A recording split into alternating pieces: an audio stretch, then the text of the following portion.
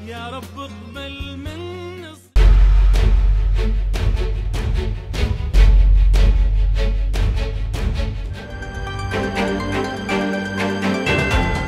TikTok তারকাকে বাড়ির সামনে যেভাবে হত্যা। টিকটক জগতে অত্যন্ত আলোচিত ও জনপ্রিয় নাম ওম ফাহাদ। তার আসল নাম গুফরান সাওয়াদি। ওম ফাহাদের জন্ম এবং বেড়ে ওঠা ইরাকে। ইরাকের রাজধানী বাগদাদে ওম ফাহাদ নিজেকে টিকটক তারকা হিসেবে প্রতিষ্ঠিত করেন। ঘাতক নিজের পরিচয় গোপন করে তার সঙ্গে সাক্ষাৎ করতে যায়। প্রথম সাক্ষাতেই ওম ফাহাদকে গুলি করে হত্যা নিশ্চিত করার পর সে পালিয়ে গেছে।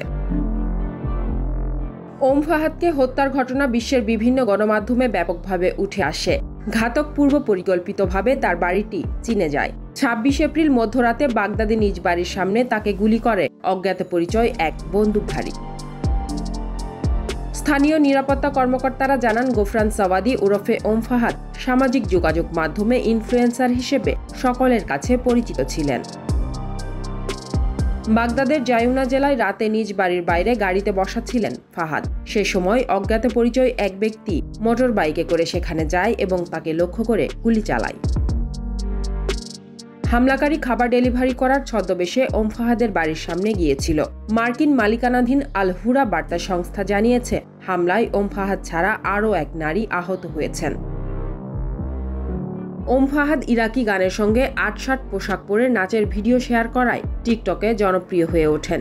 গত বছরের ফেব্রুয়ারিতে শালীনতা এবং জনসাধারণের নৈতিকতা ক্ষুণ্ণ করে এমন অশালীন বক্তব্য নিয়ে তৈরি করা ভিডিও শেয়ার করার জন্য তাকে ৬ মাসের কারাদণ্ড দেয় স্থানীয় একটি আদালত। ওম ফাহাদের ভিডিও কন্টেন্ট নিয়ে সরকারি বক্তব্য ছিল যে তার সামাজিক যোগাযোগ মাধ্যমের কন্টেন্টগুলো ইরাকি নৈতিকতা ও ঐতিহ্য নষ্ট করছে।